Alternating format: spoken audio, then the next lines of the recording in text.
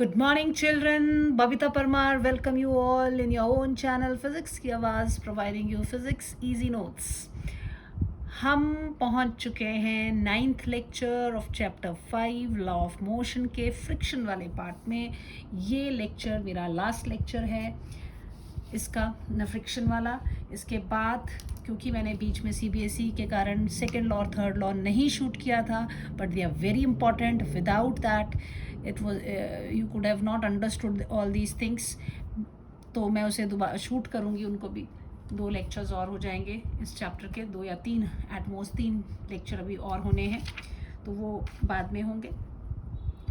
सो क्योंकि ये फ्रिक्शन का क्लोजिंग पार्ट है, तो as usual I will start with the quick revision and then start the last topic. So हमने क्या पढ़ा था फ्रिक्शन में? सबसे पहले जो स्टैटिक फ्रिक्शन पढ़ा था कि स्टैटिक फ्रिक्शन जब किसी बॉडी को हम फोर्स लगाते हैं, उसको हिलाने की कोशिश, this is the applied force was there, तो इसके ऑपोजिट साइड में टेंजेंशियली जो है एक छोटा एफ मैं लिखती थी, that is a friction, force of friction. ये स्टैटिक होता है, ये भी हिल नहीं रही है body, then it was called as a static force of friction. इसके बारे में खास बात है कि जो एफ एस है ये वेरिएबल होता है, ये आपको याद रखना है. इसकी वैल्यू वेरी करती है 0 टू एफ एस मैक्सिमम, जिसको कि हम लोग बोलते हैं एफ लिमिटेड. इसके एफ लिमिटेड, ये पहला स्टैटिक फ्रिक्शन था, दूसरा था लिमिटिंग फ्रिक्शन. तो लिमिटिंग फ्रिक्शन में बताया था this is the maximum static force, this is at which the body is at. यहाँ पर बॉडी जो है वो कैसी थी? रेस्ट पर थी. यहाँ बॉडी जो है वर्ज ऑफ मोशन पे है, वर्ज ऑफ मोशन पे है. और this, so here this fs was equal, sorry fl लिखिए, बुक्स में कई बार fs मैक्सिमम लिखा होता है, एक ही चीज़ है, this is equal to mu S R. ये सेल्फ एडजस्टिंग, इसको स्टैटिक को सेल्फ एडजस्टिंग भी बोलते हैं. ये हमेशा जो है it is equal to the applied force. ये आपका अप्लाइड, ये भी अप्लाइड फोर्स के बराबर होता है, because the body is not moving, it is at the verge of motion. तीसरा आता है दैट इज़ काइनेटिक फ्रिक्शन. कई बार बुक्स में काइनेटिक फ्रिक्शन की जगह पर वर्ड इस्तेमाल किया होता है डायनामिक फ्रिक्शन, है ना, one and the same thing. ये इसमें बॉडी जो है मूव करती है, it's in motion, body is in motion. So in this kinetic force of friction is equal to mu K into R, where this mu is the coefficient of friction. ये न्यू इसके friction के जो हमने laws पढ़े से थे वहीं से आया. It's you can say that it's a ratio of the, if you say mu s, then it is a ratio of the frictional limiting friction, force of limiting friction by the normal reaction, and it is kinetic friction. ये जो है इसकी value जो है constant होती है.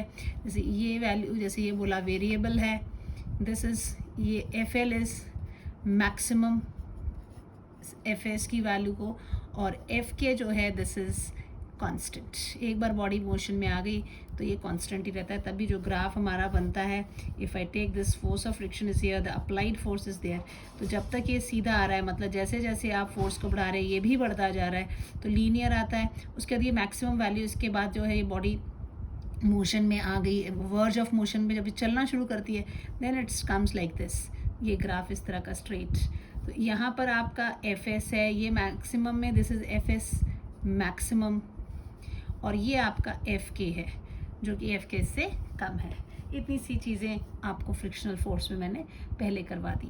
उसके बाद हमने सेंट्रीपिटल फोर्स भी कर लिया. एक नाम पढ़ा था सेंट्रीपिटल फोर्स, बड़े अच्छे से याद रखना. कोई भी बॉडी सर्कुलर पाथ में जब मूव करती है, उसको सर्कुलर पाथ में मूव करने के लिए जिस फोर्स की ज़रूरत पड़ती है उस फोर्स को हम सेंट्रीपिटल फोर्स कहते हैं, और ये हमेशा सेंटर की तरफ डायरेक्टेड होता है. सेंट्रीपिटल फोर्स कोई भी बच्चे नया फोर्स नहीं है, कोई भी फोर्स इसका रूप ले लेता है. Is it clear? और कई बार आपका ग्रेविटेशनल फोर्स इसका काम कर रहा है. देन कौन से वाले केस में बताया था? प्लैनेट्स का रोटेशन अराउंड द सन. अगर आपके इलेक्ट्रॉन्स हैं न्यूक्लियस के अराउंड, तो वहाँ पे इलेक्ट्रोस्टैटिक फोर्स सेंट्रीपिटल फोर्स का काम कर रहा है। अगर कोई व्हीकल मूव कर रही है सड़क के उधर, तो जो फ्रिक्शनल फोर्स है वो सेंट्रीपिटल फोर्स का काम कर रहा है। यानी ये सारे जितने टाइप के फोर्सेस हैं, वो जब कोई बॉडी सर्कुलर पाथ में मूव कर रही है तो वो सेंट्रीपिटल, मतलब सेंट्रीपिटल फोर्स कोई स्पेशल टाइप का फोर्स नहीं है, सिर्फ एक ऐसा फोर्स है जो कि बॉडी को सर्कुलर पाथ में रहने के लिए हेल्प करता है और हमेशा डायरेक्टेड होता है कहाँ पे, टूवर्ड्स द सेंटर। तो एनी फोर्स जो नाम मैंने भी लिए, फ्रिक्शनल फोर्स कह लो, चाहे टेंशन कह लो, चाहे आप इलेक्ट्रोस्टैटिक फोर्स कह लो, चाहे आप ग्रेविटेशनल फोर्स कह लो, ये सब के सब टूवर्ड जो सेंटर लग रहे हैं, दे आर सेंट्रीपिटल। फिर बताया था आपको सेंट्रीफ्यूगल फोर्स।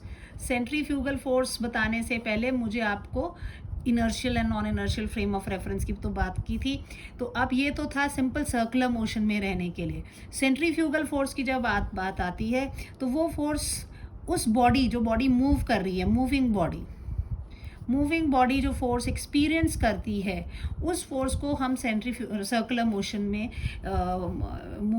फील करती है। कौन सी वाली बॉडी? मूविंग बॉडी भी ना कह के मैं बोलूँ एक्सेलरेटिंग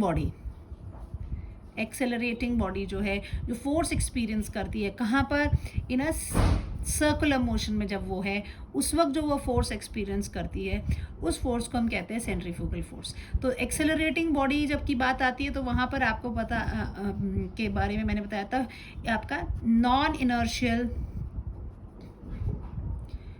फ्रेम ऑफ रेफरेंस की बात की थी हमने, कि ये एक्सेलरेटेड इसमें आते हैं। अगर वो रेस्ट में है कोई body, they are the inertial frame of reference. तो जो भी बॉडी एक्सेलरेट कर रही है वो फोर्स एक्सपीरियंस करती है। तो ये क्यों आया था? क्योंकि जो आपके न्यूटन के सेकंड लॉ, जो हमने भी पढ़े नहीं है, मैं नेक्स्ट लेक्चर में लूँगी, वहाँ पे बताऊँगी आपको कि कई जगह पर वो वैलिड नहीं है कई सिचुएशंस में।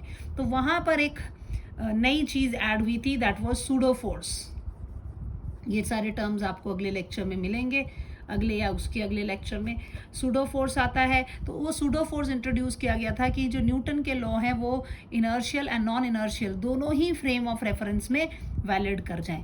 तो ये सेंट्रीफ्यूगल फोर्स कौन एक्सपीरियंस कर रहा है, दैट इज़, और ये इसको सूडो फोर्स जो होता है, ये सूडो फोर्स कोई रियल फोर्स नहीं है, ये झूठा फोर्स है जो कि उस बॉडी को मूव फील होता है, जो बॉडी कहाँ पर है, इन एक्सेलरेटिंग कंडीशन पे है, उसको वो फोर्स एक्सपीरियंस होता है। And it is always directed opposite to the direction of the acceleration of body. अभी तक न्यूटन ने जो बात बोली थी वो कहता था, ये भी हमने भी पढ़ा नहीं ना, फोर्स इज लास्ट में आता है ये formula, this is not law. Newton की एक कंडीशन, न्यूटन की जो सेकेंड लॉ की कंडीशन में अगर मास कांस्टेंट है तब force is equal to mass into acceleration होता है। तो जो फोर्स की डायरेक्शन है और जो एक्सेलरेशन की डायरेक्शन है, वो जो भी एक्सेलरेशन की डायरेक्शन होगी उसी डायरेक्शन में आपका फोर्स लगता है। लेकिन जो सूडो फोर्स होता है उसकी खास बात होती है कि जो सूडो फोर्स है दैट इज ऑलवेज ऑपोजिट, ये बात हमेशा याद रखेंगे, opposite to direction of acceleration of body के एक्सेलरेशन के ऑपोजिट होता है।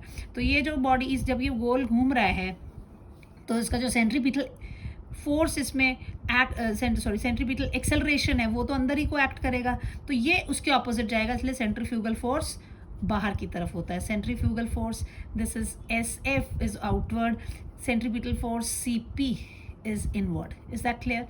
इतनी चीज़ें हमने कर ली थी। उसके बाद हमने इसके एग्जाम्पल्स भी देखे कि अगर कोई व्हीकल है it's moving along a circular path, ये भी हम पिछले लेक्चर में कर चुके हैं। तो जिस जो velocity with which safe turn होता है रोड के ऊपर, तो if this is what we had कि ऐसे अगर सेफ टर्न पे है then the velocity is equal to √μr।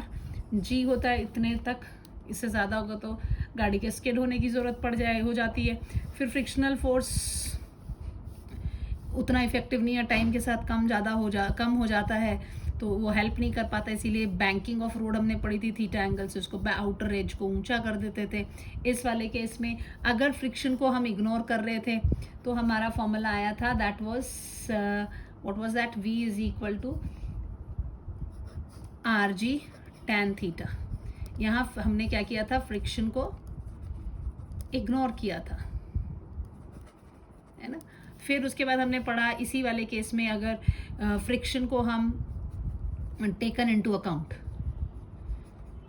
अगर इसको ध्यान रखते हैं कि फ्रिक्शन को भी इन्वॉल्व करते हैं टायर और रोड के बीच में, देन द वेलोसिटी वाज, थोड़ा बड़ा फॉर्मूला आया था आपका, are G tan theta plus 1 divided by, it was equal to your कितना आया था, 1 minus mu tan theta. This was all what we had. इतना हम पढ़ चुके हैं बच्चों, ये सारी चीज़ें आज हम पढ़ने वाले हैं कि बेंडिंग ऑफ साइक्लिस्ट का क्या केस है, कि why do the cyclist bend while taking turn around a curved road.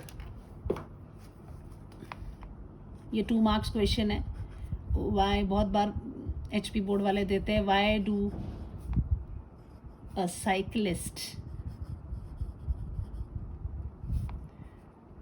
Turn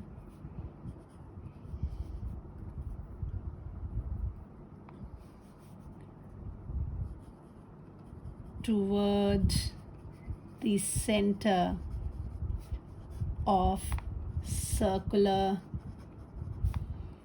road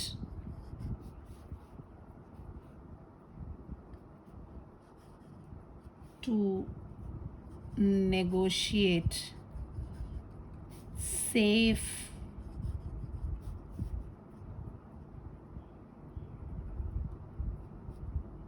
negotiate safely, कह लो safely the curved road.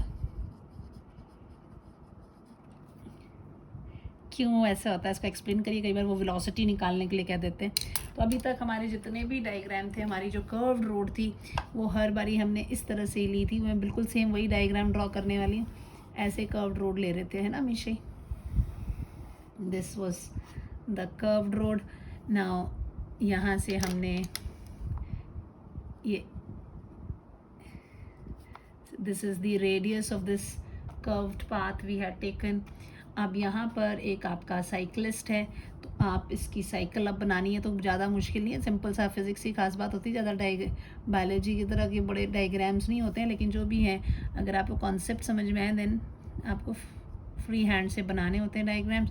मान लीजिए कि ये ऐसे अगर सीधी साइकिल आ रही होती तो ये साइकिल के टायर्स हैं, ऐसे कोने में मैंने पहले बना लिए. ये लीजिए, ये आपकी साइकिल का टायर हो गया, ठीक है. ये हैंडल है और ये मैं साइकिल चलाने वाला हो गया. तो मैंने क्या किया, इसको अगर ये सीधी होती है, ऐसे बेंड हो जाते हैं ना जब साइकिल चलाते हुए, तो ये सीधा होता तो इधर नॉर्मल रिएक्शन होना था. अब क्या हो गया, ये नॉर्मल रिएक्शन, इस नॉर्मल रिएक्शन ने अपनी जगह से क्या किया, शिफ्ट हो गया. नॉर्मल रिएक्शन इधर को हो गया. कितने एंगल से हो गया, ये थीटा एंगल यहाँ गया था. तो डेफिनेटली अगर मैं यहाँ ड्रॉ करूँगी इसके कंपोनेंट्स, तो इसके पैरेलल ये हो गया, इसी लाइन के पैरेलल ड्रॉ कर दिया और ये इधर को कर दिया. ये एंगल आपका क्या हो गया बच्चे, थीटा. यही डायग्राम बनाने में बच्चे गलतियाँ कर देते हैं. तो पहले सीधी होती साइकिल तो नॉर्मल रिएक्शन ऐसे होना था, ये ऐसे मुड़ गया अंदर की तरफ को, कर्व रोड की तरफ को, यानी आर अपनी जगह से कितना शिफ्ट हो गया, जितनी ये साइकिल शिफ्ट हुई है उतना ही ये शिफ्ट हो गया. तो अब इसको रिजॉल्व करेंगे 2 कंपोनेंट्स में. तो ये एंगल थीटा इसके ऊपर बना रहा है, तो this is what, this will be your R cos theta हो जाएगा. This will be your R sine theta. ये क्लियर है. कॉस थीटा क्यों लगाया, जिस भी साइड के ऊपर वेक्टर एंगल बनाता है वो साइड किसकी तरह बिहेव करती है, बेस की तरह बिहेव करती है, और बेस के साथ कॉस थीटा, और उसके परपेंडिकुलर साइड की जो है वो साइन थीटा आता है. This is what we have. So this component is helping for the safe turn. So cyclist की इसका जो वेट है, the weight of the cyclist is mg is the weight of the cyclist, ठीक है. So let us take कि आप उसकी जो v वेलोसिटी से वो जो साइकिलिस्ट है, हमें वो कैलकुलेट भी करेंगे कि कितनी आ रही है. तो let a cyclist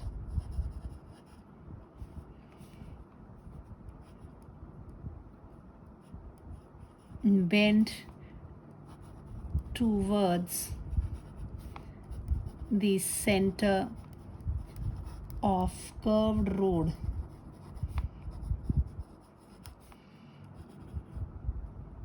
by an angle theta with respect to vertical position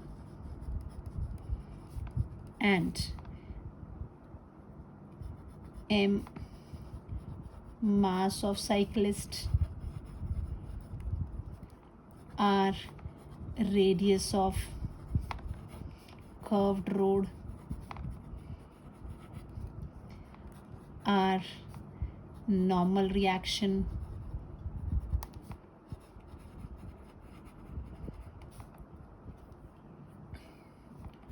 of road on cyclist, v velocity, or you can say speed of cyclist. This is what we have. Now when he is vertical position से towards the inner centre, सो इसके ऊपर forces act करते हैं due to bending, या at this position कह लो, due to bending नहीं,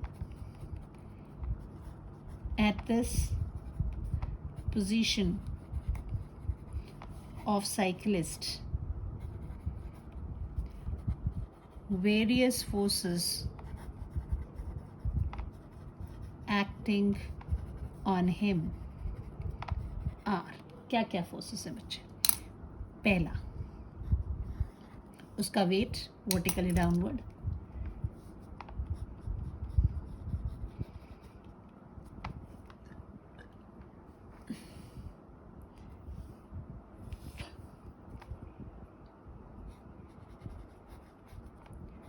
vertically downward. Number 2,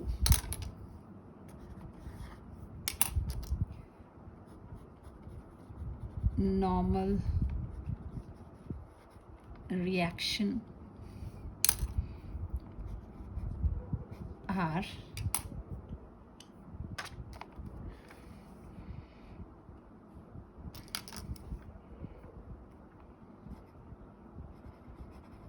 which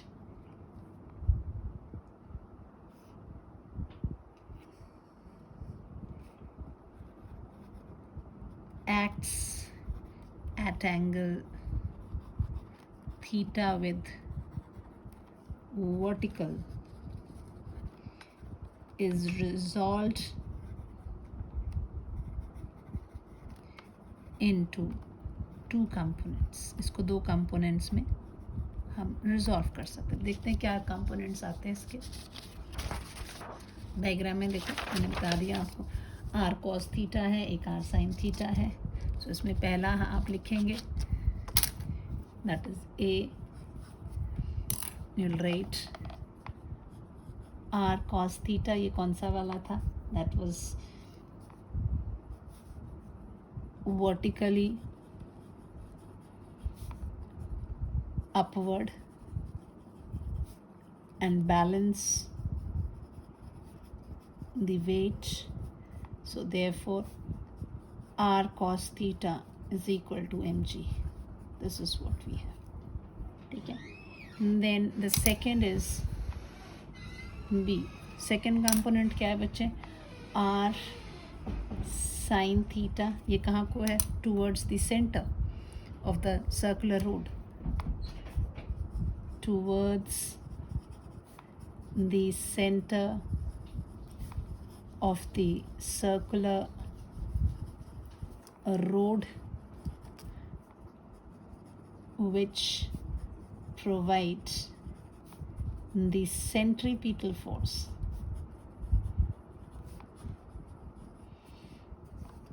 so that the cyclist move along curved road. So therefore r sin theta is equal to centripetal force. So r sin theta is equal to mv square upon r. बाकी चीज़ें हम पहले लिख चुके हैं. So this is the second part you are having. Equation you have. ठीक है. Now sign को ऊपर कॉस को नीचे करेंगे तो tan थीटा जाता है, इसलिए हम सीधे इधर क्या कर लेंगे, डिवाइडिंग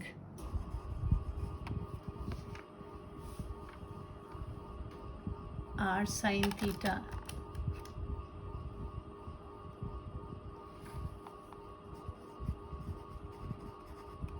अपॉन डिवाइडिंग 2/1. लाइट चली गई है, थोड़ा सा डार्क हो जाएगा.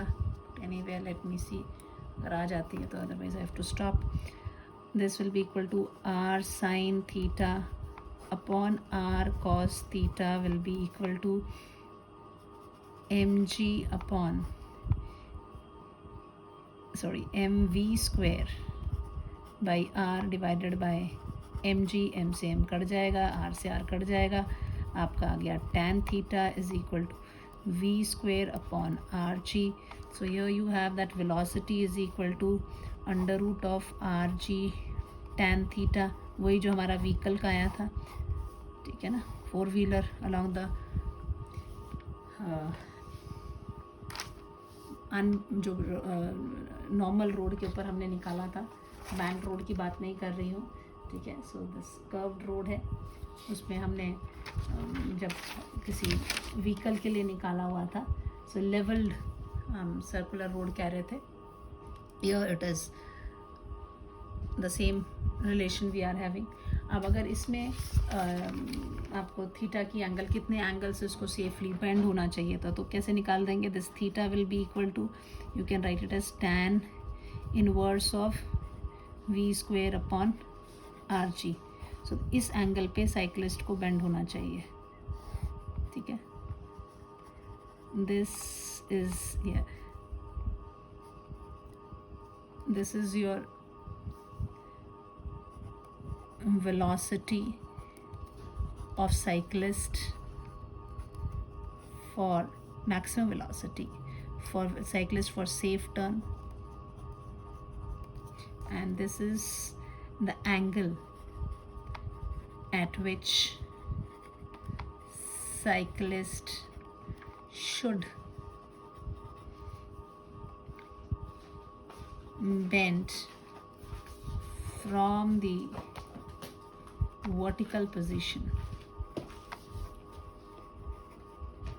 for safe turn.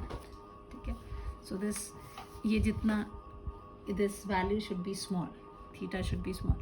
For small theta क्या चीज़ होनी चाहिए. अब r तो ये g तो कांस्टेंट है. For small theta r should be large or v velocity should be small. अब लाइट नहीं है, सो मुझे रिकॉर्डिंग के लिए प्रॉब्लम हो जाएगी यहाँ पे. So I have to stop the recording. Let me see. It's okay. थोड़े शेडोज दिख रहे हैं, कोई बात नहीं, इस वीडियो को मैं कर ही देती हूँ. आई complete the numerical also. Let me close the fan. की आवाज़ आ रही है इन्वर्टर पे.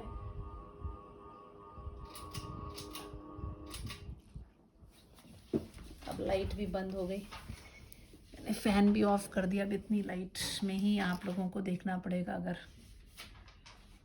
मेरे टेबल की लाइट्स अगर आ जाती हैं तो it's okay, otherwise you have to bear.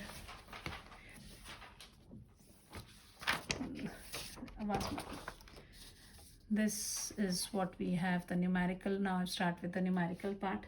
The first numerical देखिए, मैं थोड़ा सा पहले नीचे कर देती हूँ ताकि लाइट में आपको दिख जाए. Is it clear? I think है ना. फिर ऊपर क्वेश्चन पढ़ के ऊपर कर देंगे. A car is moving with 72 km/h on a flat circular road of radius 10 meter, can the car negotiate the curve दो बार विद दिस स्पीड? अब बोला है कार मूव कर रही है, आपको 72 किलोमीटर पर आवर स्पीड दी हुई है. So this v is equal to 72 kilometre per hour आपको दिया हुआ है. सर्कुलर रोड है, रेडियस भी दिया हुआ है 10 मीटर्स. ये मीटर्स में दिया तो आप इसको कन्वर्ट करेंगे, है ना. अब थोड़ा सा ऊपर कर देते हैं इसको. फिर उसके बाद can the car negotiate the curve with his speed. अब उसकी इस स्पीड से क्या वो आराम से उसको टर्न कर सकता है कि नहीं कर सकता है, ये आपको बताना है. और आपको म्यू की वैल्यू भी दी हुई है, that is 0.4 is given. Now we know for the curved road, so for safe turn around, light आ गई, thank God, around curved roads, so let me switch on the fan.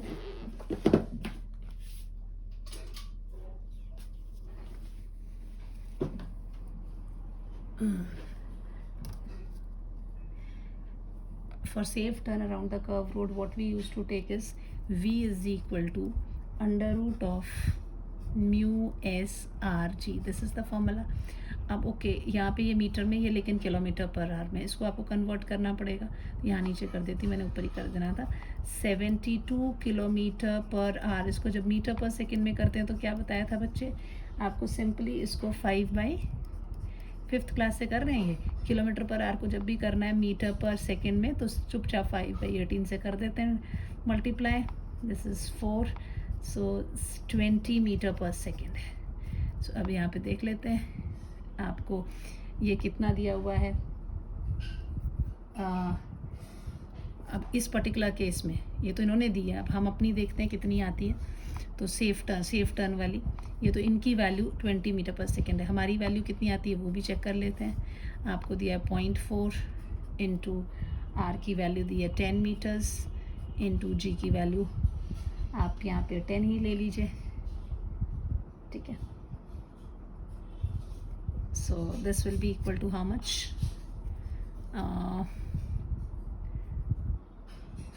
This is, you can write it as under root 4/10 into 10 into 10. एक 10 से एक 10 काट दीजिए. So you are 4 का 2 बाहर निकल जाएगा, अंडर रूट 10 ये आ गया. This much value you are having. अब आप इसको वैल्यू को कैलकुलेट करना चाहें, so this value will be equal to how much? Under root 10 की वैल्यू कितनी है इसमें? सो एक याद होगा आपको, मैंने वैल्यूज़ दी हुई थी, if you remember the chart. Under root 10 की वैल्यू, इसमें मैंने अंडर रूट 3 की वैल्यू भी दी थी आपको, अंडर रूट 10 की भी, अंडर रूट 2 की भी. So the value of under root 2 you have to remember, that is under root 10, so 2 into 3.16. So this will be equal to how much? It will be your 2 6 are 12, carry 1, 2 1s are 2, 3 2 3s are 6, 7.32. So this is 7.32 आपका जो है वो चीज़ आ रही है. तो 7.32 में is this is the safe turn velocity, है ना. सो आपकी कितनी है कार की speed? So as the speed of car, as speed of car is greater than safe speed, therefore आपसे पूछा था can the car negotiate the curve with the speed? Car cannot negotiate the curve with speed 20 metre पर second, क्योंकि हमारा answer आ रहा कितना कम, 7.32 metre पर second आया है, तो ये नहीं करेगा. क्लियर हो गया बच्चे? अब नेक्स्ट क्वेश्चन देखते हैं क्या दिया. We want that the vehicle moving with this much of speed may negotiate the circular banked road of radius 5 metre. What would be the minimum banking angle? अब ये बैंकिंग एंगल की बात कर रहे हैं. थीटा निकालना है, ठीक है। So vehicle is moving with velocity, velocity कितनी दी हुई है 36 किलोमीटर पर आवर। चुपचाप पहले इसको कर देते हैं 36 इंटू 5/18 इज इक्वल टू कितना हो जाएगा 18 1 सा 18 18 2 सा 36 2 5 सा 10 मीटर पर सेकेंड। ये तरीका होता है किलोमीटर को मीटर पर सेकेंड में करने का। बैंक रोड का रेडियस कितना दिया हुआ है 5 मीटर, थीटा आपसे पूछा है। और minimum banking road, what should be the minimum banking road, यहाँ पर कुछ भी आपको इसके बारे में नहीं दिया है, फ्रिक्शन वगैरह कुछ नहीं दिया, यानी बैंक्ड रोड है but you are not taking into account the frictional force. तो क्या फॉर्मूला था उसके लिए, so here frictional force is ignored, frictional force is ignored, and for that v is equal to under root कितना था rg tan theta, this was there. So this is your tan theta is equal to v square upon rg, आपसे theta पूछा हुआ है इन्होंने। v square कितना, velocity 10 into 10, radius 5 into 10, g की value 10 से 10 कट गया, this is 2, so tan theta is equal to 2, so theta is equal to tan inverse of 2, so this is the angle, ठीक है। Okay, now let me see what next we are having here. A bus is moving with the speed of 36 km per hour. Negotiate a level circular road आपको दी हुई है, ये level road पे चला हुआ है, 10 मीटर रेडियस है, फिर स्पीड दी हुई है, तो that means v is given 36 kilometre per our दिया हुआ है। तो चुपचाप जब भी ऐसा दिया है तो आपने क्या करना है 36 इंटू क्या बताया था बच्चे 5/18 से कर दिया तो वो मीटर पर सेकेंड में बदल जाता है। सो दिस विल बी 18 1 सा 18 2 सा, सो इट इज़ 10 मीटर पर सेकेंड, पिछले वाले जैसा ही है। नेगोशिएट रोड, रेडियस कितना दिया हुआ है 10 मीटर का इसका रेडियस है। What should be the coefficient of friction, अब यहाँ पर म्यू की वैल्यू पूछी है, वेलोसिटी दी है, what should be the coefficient of friction so that बस में not skid of the road. अब ये रोड जो है स्किड ना करे। अब यहाँ पर ये देखिए कैसी रोड है, लेवल रोड, सर्कुलर रोड है कुछ, ठीक है। सो लेवल रोड है, फ्रिक्शनल फोर्स को आप देख रहे हैं, तो लेवल रोड पे on level road, on level road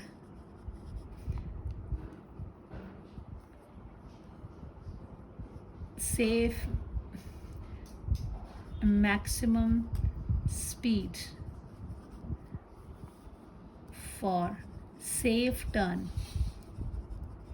is, आपको फॉर्मूला बताना चाहिए क्या है, v is equal to under root mu R G. अगर फॉर्मूला पता है तो you can do it. So this will be your v square is equal to mu R G, आपसे म्यू पूछा हुआ है, म्यू को आप अकेला छोड़ दीजिए, v square upon R G.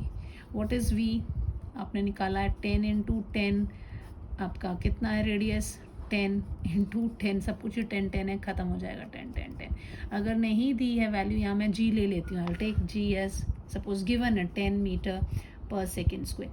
अगर नहीं दी है 10 मीटर तो 9.8 लेना पड़ेगा आपको, ठीक है, because we take that only. So this mu is equal to आपका आ गया 1। इज इट क्लियर, म्यू की वैल्यू इतनी होती। Now let's see the last question. So a circular race track of radius 400 meter is banked at an angle of 10 degree। अब banked road है, circular track है, radius आपको 400 metre दिया हुआ है, ठीक है। सो आप लिख रहे हैं यहाँ पे radius is given 400 metre, banked road है, theta is equal to 10 degree दिया हुआ है, ठीक है। Now if the coefficient of friction between the wheel and race car of the road is mu भी दिया हुआ है 0.2। अब पूछ रहे हैं what is optimum speed of race car to avoid wear and tear. अब to avoid wear and tear है मतलब we are not taking into the friction is been ignored, ठीक है। तो यहाँ म्यू की वैल्यू दी भी हुई है, लेकिन ये कंडीशन में आप फॉर्मूला वो यूज़ करेंगे बैंक्ड रोड का जब आप फ्रिक्शन को अवॉइड कर रहे हैं। So to avoid wear and tear of tire, we have to ignore contribution of friction for safe turn around banked curved road. And for this the formula is what? V is equal to under root r g tan theta, ठीक है। यहाँ mu का काम ही नहीं है, so this will B radius कितना दिया हुआ है आपको 400 दिया हुआ है, ठीक है। एंड जी आपको 9 अगर नहीं दिया, मान लो इस क्वेश्चन पे लिखा नहीं है, तो आई राइट 9.8 इंटू tan 10 डिग्री। ये आपको टेबल से मेरे पास अभी अवेलेबल नहीं है घर पे इसका प्रिंट, तो वहाँ से आप tan 10 डिग्री, चलिए अगर मैं यहाँ पे 45 डिग्री ले लेते हैं, 45 डिग्री कर देते हैं क्वेश्चन में। 45 डिग्री इतना होता नहीं है, ये बहुत कम होता है, 30 डिग्री में भी वैल्यू हो जाएगी, चलो 30 डिग्री ले लिया, tan 30 डिग्री, ठीक है। तो tan 30 हो जाना इधर पे, tan 30 की वैल्यू कितनी हो जाएगी आपकी, tan 30 की वैल्यू 1/√3। सो उसकी वैल्यू आपको कैलकुलेट करनी पड़ेगी, इसको आप सॉल्व कर लेंगे अपने आप। 400 इंटू 9.8 इंटू 1/√3, ठीक है। तो सिंपल कैलकुलेशंस आप कर लीजिए और आंसर निकाल लीजिए। मेन था मेरा कि मुझे बताना है कि एक इस लाइन के कारण हम कौन सा फॉर्मूला, यहाँ maximum possible speed to speed to avoid slipping, यहाँ पर कुछ भी नहीं लिखा इन्होंने, लेकिन यहाँ फ्रिक्शन दिया हुआ है ना, तो इसका मतलब यहाँ जो फॉर्मूला लगेगा वहाँ, यहाँ पर इन दिस केस आप जो फॉर्मूला यूज़ करेंगे, in this case friction is taken into account, क्योंकि क्वेश्चन में दी हुई है म्यू की वैल्यू हम लेंगे इस क्वेश्चन में, क्योंकि to avoid wear and tear है इसलिए हम फ्रिक्शन को इग्नोर कर रहे हैं। तो फॉर्मूला क्या हो जाएगा, v will be equal to under root of R G tan mu plus tan theta ना, tan थीटा प्लस म्यू कह लो upon 1 minus mu tan theta. This is the formula भी है। आप यहाँ पे सारी वैल्यूज़ डाल दीजिए, आपका आ जाएगा। बाकी तो चीज़ें यहाँ की हुई हैं, तो this calculation I think you people can do it yourself. R की जगह पे आप डालेंगे 400 इंटू 9.8 tan 30 plus 0.2 divided by 1 minus 0.2 into tan 30. The values you'll substitute and calculate. Okay? So this is your homework part, the calculation. Do the calculation. So with this the friction chapter is over. The next chapter will start with the Newton's second law. Thank you. Have a nice day.